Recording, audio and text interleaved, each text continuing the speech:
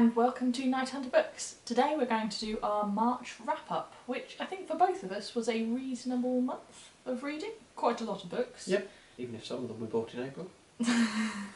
My first book is Harbinger of the Storm by Alliette de Bodard, and I described this to a friend as imagine Cadfael, kind of the murder mystery monk investigator, set in South America in a world with interventionist gods and ritual magic.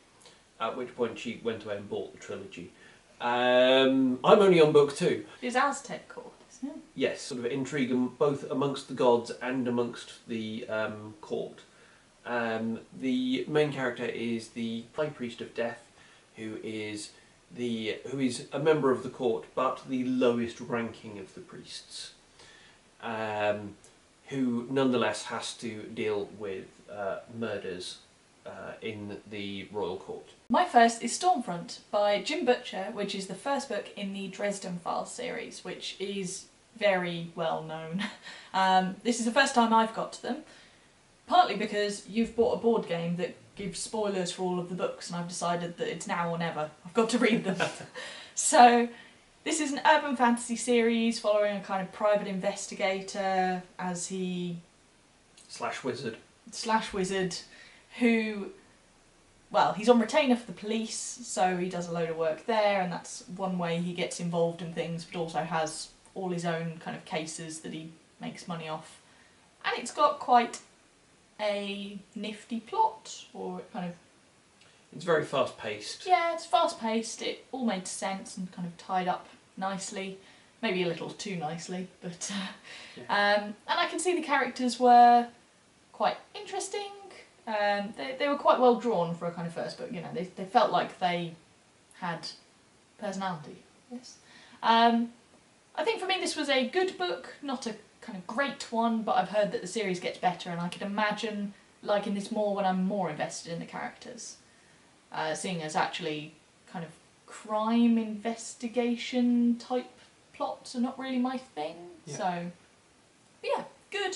And I would recommend starting it for someone looking for something light. My next one is The Collapsing Empire by John Scalzi. This is very clearly labelled on the spine of book 1.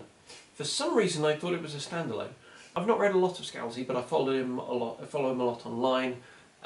It's quite light, it's quite funny. This features an interstellar empire dependent on this other dimension, which has entrances and exits, and they've been stable for 1,000 years of peace and prosperity, which has been managed by making sure that no human settlement can survive on its own. All of them need the others. And it quickly becomes clear that in fact this is breaking down and this interstellar travel is going to stop, possibly forever. So the collapsing empire. Yes. What do you do? It's I suppose it could be argued it's a slow apocalypse. My next is one I finished only a few days ago and read a little of in the Femparathon, which is the autobiography of Malala Yusafzai, who is the youngest ever winner of the Nobel Peace Prize and an activist for education, or specifically girls' education, given that the Taliban specifically weren't pleased with that. I quite like the writing style. It sounded like it was written by someone who English was their second language and someone who's only 16, but I could imagine some other people not getting along with it. I also really like the odd bits of history where it jumped in and out. It kind of follows through her life so far. She's still quite young, but a lot has happened. And then there are kind of dips into history and the politics and things that Malala wouldn't have necessarily known that were going on at the time, which I think is partly where the second author, Tina Lamb, comes in. But I found that really interesting as I really don't know very much about Pakistan, and I kept, like there were so many times in this where I'd turn around to you and go, wow, did you know that, so many moments like that. And I found it really readable, which is honestly one of the other things I really value in a book. Especially non-fiction. Yeah, I was really worried going into this because I don't read much non-fiction that I'd struggle through it and it'd be a slog and I'd put it away and then pick it up again in a year. But that was not the case. I wanted to find out how it turned out, which is odd because I knew that I could probably Google it, but... I think most people's lives don't have a sort of a satisfying narrative arc. Yeah. Sounds like hers does. Yeah, probably just because she stopped now, otherwise it might feel kind of anticlimactic. Who knows what will happen next, but getting shot by the Taliban is kind of quite a good crescendo of kind of drama. So yeah, really enjoyed it. My next one is Normal by Warren Ellis, which is a novella that was originally sold serially. It's now available in one piece. This is an interesting novella. I think it's been described as the epitaph to techno thrillers. Basically, if you imagine a place where you take all the heroes of techno thrillers who have seen too much, have made disturbing conclusions about the future of humanity, and put them all in a rest home because they're broken. They're still potentially useful, so people fund this incredibly expensive retreat in the middle of nowhere. The book follows a new patient arriving at a place called Normal Head in the Pacific Northwest, and dramatic events occurring, and doesn't represent a particularly cheerful view of the future. Despite the sort of content, the style is quite light. There's a lot of conversations. As you can imagine, you've got a lot of sort of intelligence analysts and strategic forecasters and futurists. So there's lots of intelligent people all in one place, all talking about stuff.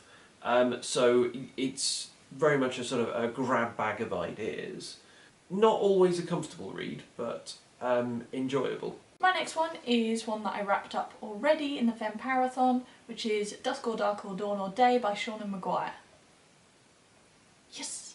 This is quite a short one and follows a girl who is in some ways in her early 20s, but is a ghost who has been dead some time, who becomes wrapped up in a plot that puts all ghosts who are in New York City in danger. I really like the main character of this, who is just lovely. It was an interesting treatment of ghosts, kind of a new way that... Not a version of ghosts lore I'd seen anywhere else. No, so quite an original idea there. And I don't feel like she kind of overstretched it. It was just a nice kind of neat story that was a lot of fun. My next one is a bit of a cheat, because it's not one book, it's 5. Which you read entirely this month. Yes.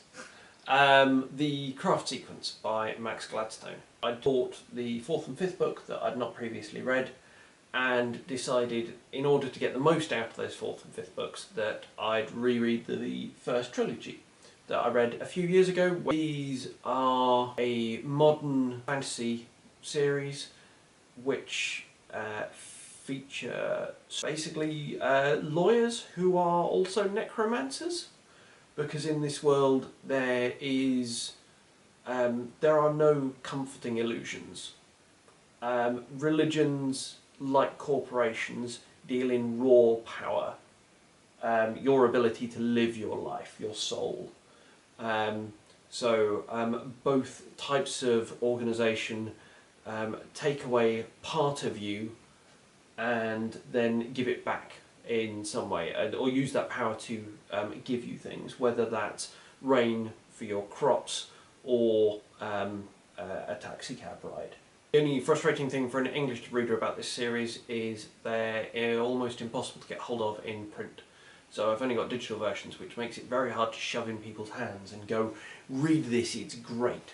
My next one is Love is Love, which is a graphic novel collected by Mark and Draco, which is collaborative work by many, many different people. This was put together to support those affected by the Pulse shooting in Orlando, and is a deeply beautiful graphic novel. Each page, or each 2-page spread, is written by a creative team.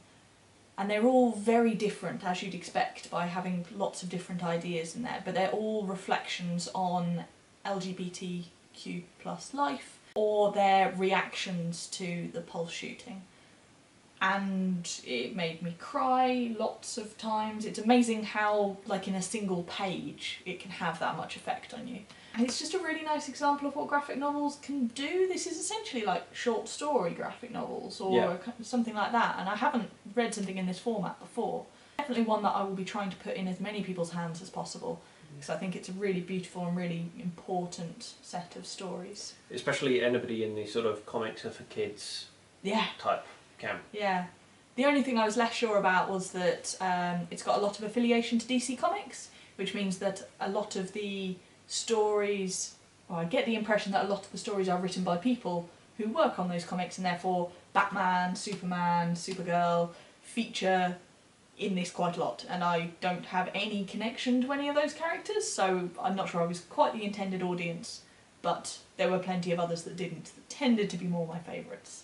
That's everything we've read since the last time we did our wrap-up video. Pretty much. Let us know if you've read any of these and have opinions about any of these down below, or just what you've been reading in the past month. Thank you for watching, we'll see you again soon.